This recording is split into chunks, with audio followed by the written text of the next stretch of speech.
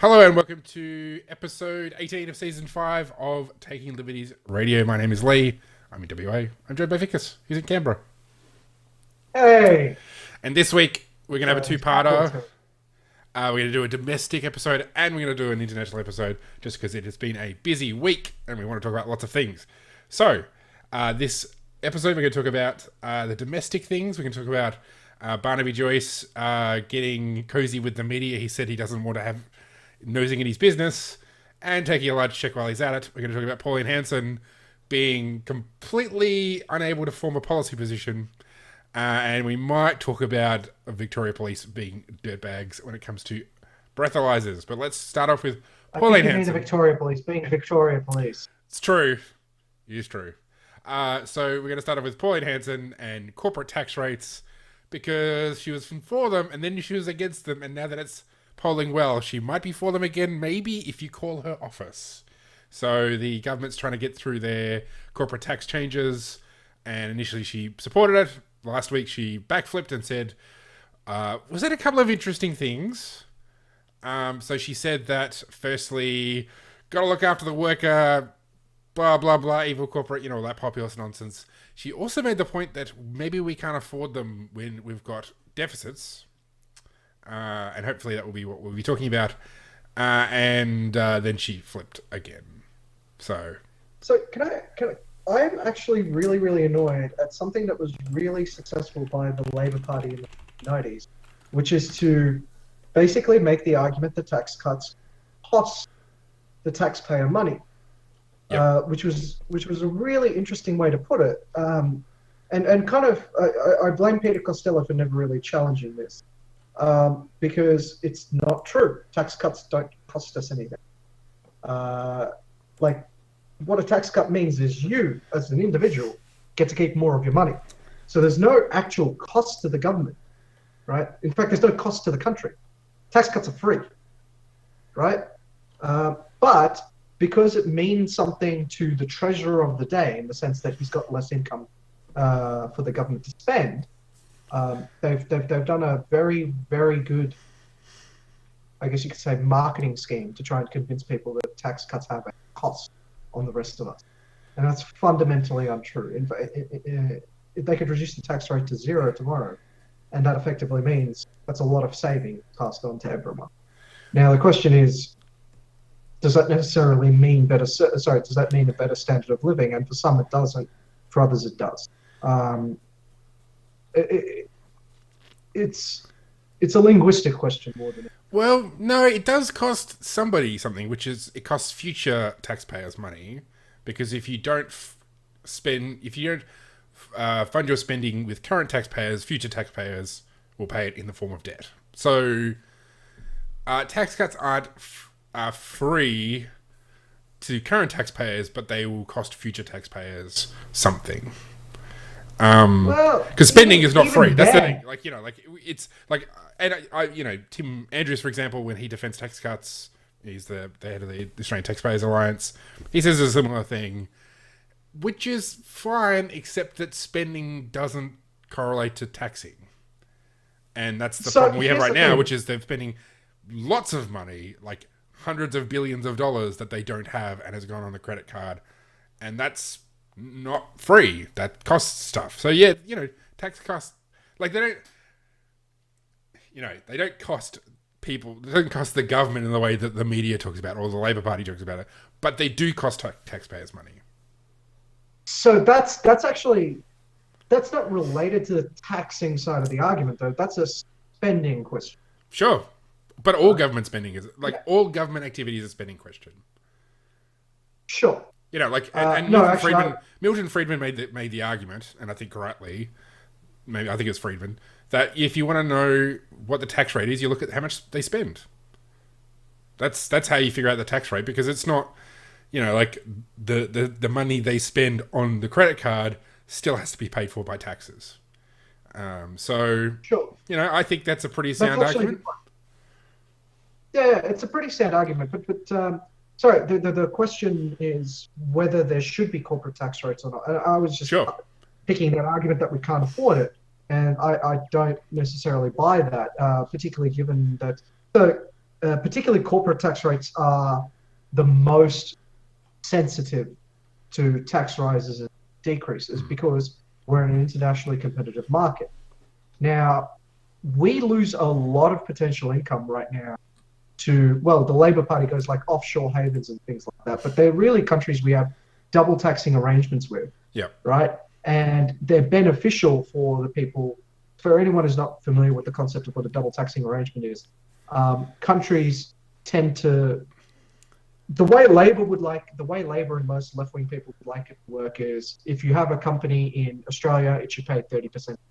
If you have a company in the United States, pay whatever the tax rate is there. And the point is, if you have a global supply chain, you just keep getting taxed and taxed and taxed up until the point where the end consumer is paying just for taxes like 7 or 8 different countries down the chain. Right, they're paying taxes in every single country. Now, to make things cheaper for the consumer, countries like Australia will basically set up deals with other countries down the line, so that only the difference in that tax rate is paid up the line. So what'll happen? So the best example is the one that we have with Singapore, which is actually quite often used because Singapore's tax rate is only 12%. So what'll happen is a company will set up in Singapore, pay 12% there, and for businesses they might actually do in Australia, they pay the residual 18%. Now, that means, of course, that we're losing 12% out to Singapore, right? But the difference is to the end consumer is not paying 12% plus 30% at a compounded rate. So it ends up being cheaper for us as Australians to actually do things that way, and that's why the government's going to. A tax decrease, that's why tax decreases, being sensitive to these kind of things, usually result in increases of government income, just because people will stop, or other companies will stop having these financial setups. Well, it depends where you cut it to. So, I mean, I think so you're talking about the Laffer curve, which is the idea that if you decrease taxes, you increase revenue because more people pay tax, and all that kind of stuff. And I mean, I think there's I don't know if anyone's conclusively proved, this is the correct, tax, the revenue maximizing rate, which I think is the main sort of Piketty flaw had a crack at it. Piketty had a crack at it, and he came up with 70%, and I have no idea. There's been a lot of people that kind of went through his econometric modeling and went like, I think Thomas Piketty? Anyway, he's French. Piketty, he's Piketty. got some issues. I've been calling him Piketty, but yeah. Yeah, I think that's what most English speakers call him. I mean, corporate tax, let's be real. Like, so I'm actually doing my taxation unit at uni at the moment. So we've been talking about corporate tax and how dividend imputation works and all this sort of stuff.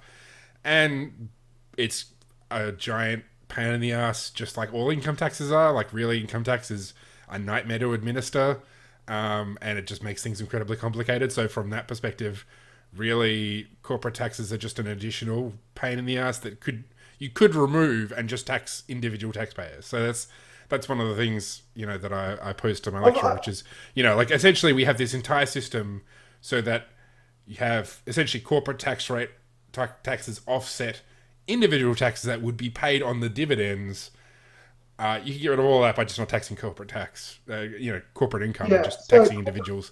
But that would make too much sense. And the real issue is that populists would lose their mind. And that's the real thing about all this stuff. Like with Pauline Hanson's position, it's got nothing to do with economics. It's got nothing to do with good governance. It's got nothing to do with how do we fund the services that we want to have. It's got everything to do with beating a chest and saying evil, greedy corporations, blah, blah, blah, blah, blah. So what I was going to say is, if you really want to get into it, so in Australia, we have a principle to avoid double taxation. Now, sometimes that's more difficult to sort of uncover, and sometimes it's easier to.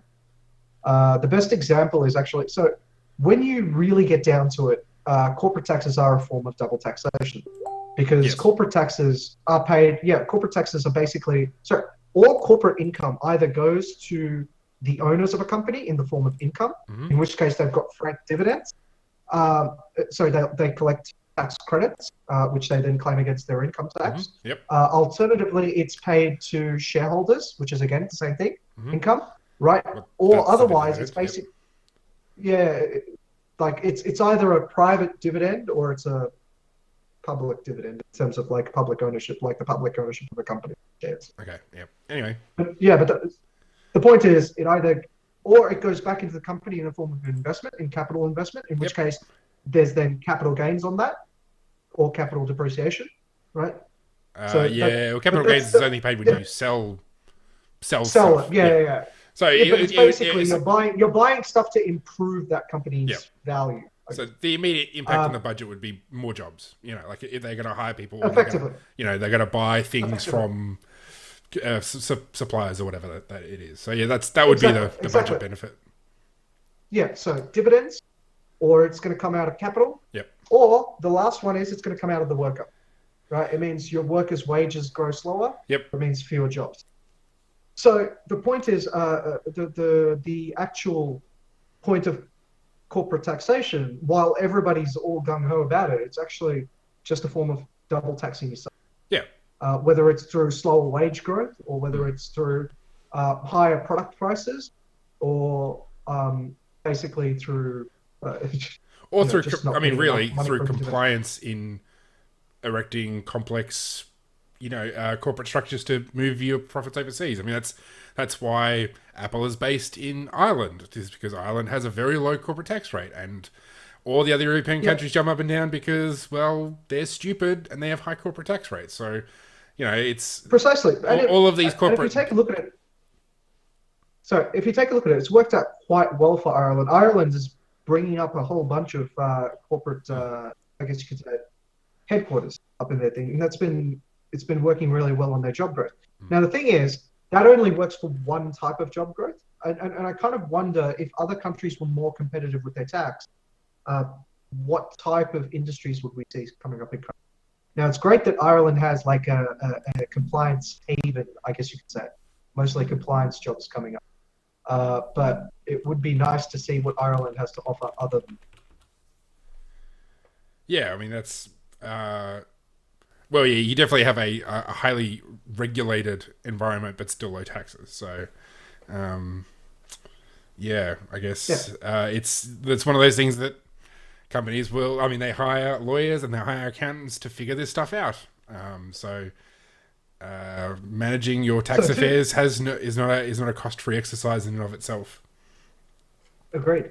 So, I suppose we may have a couple of left-leaning viewers who kind of listen to this podcast. Now, those particular Labour-supporting ones constantly talk about the effect of nearshoring. Now, that's basically where we're offshoring jobs from Australia through to New Zealand. And I think the biggest offender of that, if you say offending, like offshoring operations is offensive, would be call centres. Now, Australian call centres are being moved to New Zealand. Now, New Zealand's corporate tax rate is 28.5%.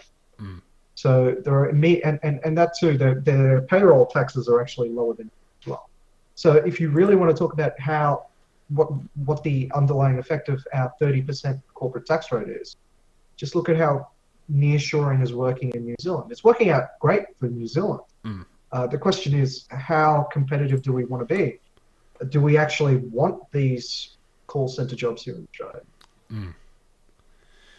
Yeah, I mean that's and I mean really, one of the fundamental problems I have with politically driven anything is that politicians have no incentives to understand those things. They always explain these things as zero risk, as no trade-offs, as this is a solution. So, I mean, I remember a quote that I think it was that I heard yesterday at a seminar I was at Mancal, where the guy quoted Thomas Sowell, who says, there's no such thing as solutions, just trade-offs. So, politicians never deal in trade-offs, though. They only deal in solutions. They say, oh, well, if we do this one thing, we'll fix the problem. Well, that's not how the world works. To quote another economist is Adam Smith, who talks about the man of system who thinks he can design the world like it's a chessboard, forgetting that each individual piece on the board have their own desires and only their own motivations. So that's not good politics, though. So I agree with all of that, but to be perfectly honest, there's no incentive structure for politicians to really care about it. No. Because if you really get down to it, it's the what did Brian Kaplan call it? The myth of the irrational. Sorry, the myth of the irrational voter, yeah. or what? Yeah. Yeah. So Because voters don't give a crap about this stuff either. Yeah. So I mean, our incentive structure. So the politicians respond to the incentive structures given to them, and quite frankly, it's technically our fault for being a poorly economically literate electorate. Well, who don't really care about this. I think Kaplan makes the case that there's a good reason why voters don't give a crap is because they have very little impact on what actually happens. So in that regards, I think it's silly to blame people for what the incentive structure incentivizes. Sure, but the entire point is he's technically right, but at the same time, the only feedback mechanism we have, and quite frankly, despite the fact that everybody says democracy, we actually have an oligarchy. It's an elected oligarchy, but it's an oligarchy nonetheless. Now you are starting to sound like a lefty, Vikas. Don't you understand that's bad? You can't do that. They label you a left libertarian. Even a broken clock can be right twice a day. Or sorry, even a broken clock is right twice a day. Yeah. So my point is that technically, like, we have an elected oligarchy, and one of the things we have to face is the only feedback mechanism given this thing is elections. Yeah. So if that's the only system you're going to give, right, then you're going to have to work out better ways to, like, as a society, you have to work out better ways to basically get the better politicians you want. Yep. Let's turn. Speaking of rubbish politicians, let's talk about Barnaby Joyce. Yeah. So this is just lovably farcical. So Barnaby Joyce and his girlfriend, Barnaby, and his girlfriend decided to take $150,000 from Channel 7 to do an interview. This has set off another round of, hullabaloo about his personal life. He is now on leave. Which he just wanted to be left alone, by the way. Yeah, that's the thing. He just wanted to be left alone. I think he even tried to sue for some sort of privacy grounds. And then he turned around and took a really nice check, $150,000 for, probably an hour of your time. Yep. I would probably take it if I was in his position. I mean, it's not like you could be any more humiliated. But nevertheless, well, that's the thing. I actually, not only do I not feel bad for him, I actually kind of support him on this one. I'm sitting there going like, yeah, look, he probably trashed all respectability he had from the so he's a conservative Christian. That's his big deal. Yeah. And during the gay marriage referendum thing that we had last year, sorry, it was this year, right? The gay marriage referendum we had earlier this year was all about he was out there presenting the conservative Christian cause. And if you want to really take a look at how conservative Christians feel about it, you need to take you need to look no further than the way the CDP and Corey Bernardi's conservatives have castigated. They've completely thrown him out as being like a unredeemable character. But that's who he is, right? He's a conservative Christian. And the result of this whole, him having cheated on his wife, broken up his family, having a kid out of wedlock, I mean, he really has nothing going for him. His constituent base is pretty much gone. With the exception of the national voters of New England, who will keep him in mind. Yeah, sure. Because he's the national leader, and they like having the national leader in their electorate. Yeah. But the conservative Christians don't particularly like him. Is he still leader? Because he's not the deputy PM anymore, which would suggest that he's not leader. Attention to minor politics. Yeah. That's going to piss off some nuts. And I say that as a joke because everybody knows I support the LDP, which is about as minor as it can get. The current leader of the National Party is Michael McCormick. There you go. Who the hell is that? Somebody who's obviously does high profile as Barnaby Joyce. He is the he represents the division of Riverina. There you go. Some guy. Oh, that's great. Great. Apparently in 1993, here's Wikipedia thing. In 1993, he published a controversial editorial in which he blamed homosexuality for AIDS and criticized pride parades. Also called for the return of caning in high schools. So yeah. You know what? That while that's controversial now, in 1993, that would not have been It controversial. would not have been at all. No, especially considering if you want to look into our shameful past, you should research the word grid. So anyway, It'll back illuminate you. to the man himself, Barnaby. I mean, The beat reader. yeah. I mean, I don't really have an opinion. The guy is who the guy is. Well,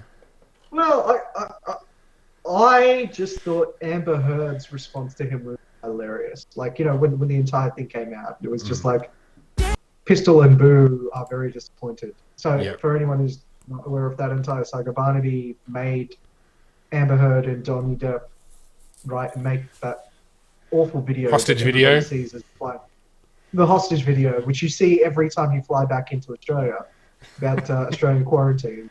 Yeah. They really should not be playing that. It is the worst possible quarantine. Yep. But they were making jokes when it came out, and I suppose this is really the real question is how much lower can Barnaby go? Because his fall from grace is clearly not over. Yeah. Yeah. I mean, yeah. Certainly, if you wanted to work your way back up to the leadership, doing this kind of thing is probably, not really worth it. I mean, but having said that, it's not like he can actually become prime minister, so taking 150 grand might be worth it. Yeah, I don't know. I mean, apparently, there's been talk of having a ban on, MPs benefiting from this kind of thing in the future, which I think is just, it's silly. Like, it's just silly having a ban on MPs banging their staffers. Well, that was actually rather funny because the APS Code of Conduct technically stops a superior from even courting a junior, someone who's their direct junior. Sure. So I was always confused why. But staffers in the actual ministerial offices, they're not APS, or at least they're not. No, they are. They are Australian. I think they're obviously paid. Because APS would repay everybody's salaries, but they're not. They sort of separate from the core main bureaucratic structure. They get different roles because they are different. They're not hired directly by MPs. They don't technically get different rules, which is why that's the entire reason why Vicky was moved into Matt Canavan's office. Oh, okay. Yep. Yeah. So it appears that rule probably is in place, and that's why she got moved to Matt Canavan's office and so around the offices of the other Nats. Yep. Because obviously he was doing the deed with her. Yep. So when they suggested that rule should be in place, I was just like, the rule's already in place. I mean, what's it called? The anti-fraternization policy or something. I just know about it because I live in Canberra, and it's as soon as the Barnaby Joyce thing came out, everybody went like, "Is that already against the rules? We're pretty sure it's already against the rules." And people went like, I know my personal work sent out the email saying just so you're aware, it is actually against the rules in their company. Yeah.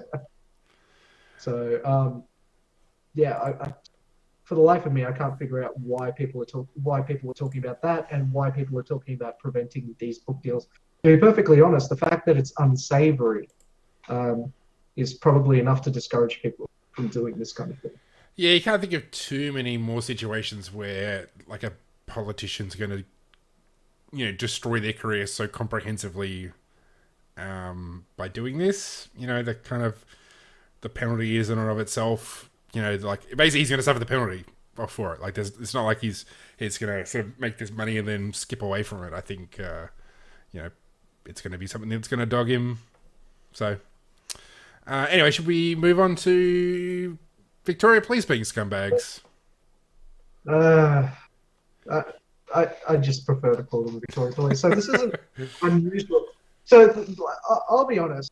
My perception of the Victorian Police, and I visit Victoria every now and then, partly for work purposes, partly for AFL reasons. The Victorian Police strike me as a group that is much more interested in the revenue side of policing than the law and order aspects. They seem quite on the ball with getting speeders. They seem quite on the ball with getting parking fines, which actually might be, no, actually that might be the local councils, but they seem quite good at doing the stuff that gets fined, and not so good chasing after gang. So, so the story is that they over a 5.5 year period, they falsified. faked 260,000 breath tests. Yeah. So none of that surprised me. Yeah. They reckon that the police Which is what I was themselves, the officers themselves, were blowing into the machines. I mean, obviously, get whatever quota that they're required to get. Yeah. Well, there are no official quotas. Yeah. There's never an official quota. It doesn't mean there's not a quota. Yeah, but so I suppose this article coming out doesn't surprise anyone. Yeah. The real question is the Andrews government going to tackle it? And my suspicion is probably not, just because they don't have an institutional control over the police in the way the way that the Liberal Party seems to. But I don't think the Liberal Party will even do it because the police are a core constituency. Yep. So I don't imagine anything like this. I imagine a couple of low-level heads will probably fall over the issue, but I don't think the behaviour, or I guess you say rot in the police force, is something that'll be really taken away. Sure. I mean, I think from a kind of an outsider perspective, I mean, I'm never particularly distressed when cops are not seen as sort of upstanding members of the society, given all the things that they do. But the real question is, well, if they're faking this, what else are they? What else are they faking? Like what else is going on that they're not keen to let out or investigate? Because I mean, really, there's no victims in this fraud that they've kind of committed on their own system. But there might be things which they are, that do have impacts on citizens. And so, yeah, you sort of got to wonder what else is sort of hiding around, especially, I mean, given all the stuff that's been going on with cops being violent and, beating up pensioners and that kind of thing. Yeah, plus this isn't really, to be perfectly honest, this is more of a, it's more of a clerical indiscretion, right? And you're right. It's an attack against it's an attack on the integrity of their own system. Yeah. It's not as sexy, and I hesitate to use that word, as beating up a pensioner. No. So, yeah, but it's quite. But like I said, the attack, it makes their own system less. So it gives less credibility to their own system. Yeah. So I mean, for libertarians like us, it's just like, see, we told you. Yeah. Well, in some ways, from a libertarian perspective, you want them doing this because, if they've got to do a certain amount of breath tests in an evening, and once they're done, they pack up and go home. Well, I'd rather them pack up and go home early. Given the how likely it is that people might be 0.51 or 0.051. If they're 0.51, they'd be completely wasted. But so 0.051. Like people who are just slightly above the legal drinking limit, and they're going to cop massive fines because the politicians have heavily, have decided that drink, even minor drink driving charges, you cop huge fines and demerit points and the rest of it. So maybe from a libertarian perspective, them packing up, going home is maybe even a good thing. Yeah. So in that sense, it's the funny thing is as much as I open up saying I'm not surprised by this kind of stuff going on. In this particular case, I'm actually happy that it's going on. Yeah. Which I probably took a long while to get to. So in this particular case, it's actually a good thing. But yes, it's an attack against it's an attack on the integrity of the police procedurals. Police breath testing procedural system, which is bad. I mean, if they're faking things like this, and as you raised correctly, what else are they faking? Yep. All right, well, that takes us nicely to 30 minutes. So This is, I guess, part one of this week's episode, or we'll have a part two out later this week dealing with international issues. So make sure you're subscribed and you're sharing and whatnot, and you can leave us a review on iTunes and comment at Facebook. So be ready for part two. Okay.